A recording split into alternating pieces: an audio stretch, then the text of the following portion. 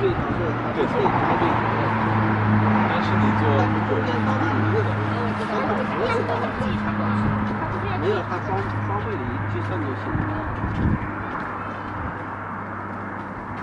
如果是要补办护照的话，它是有一个协会啊，你还没有这个经历，对没有这个有人，可能会长一点，我不知道。是不是要让你别人去办？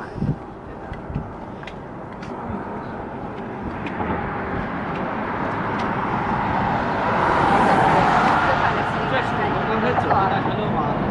啊，这是我们刚才走的。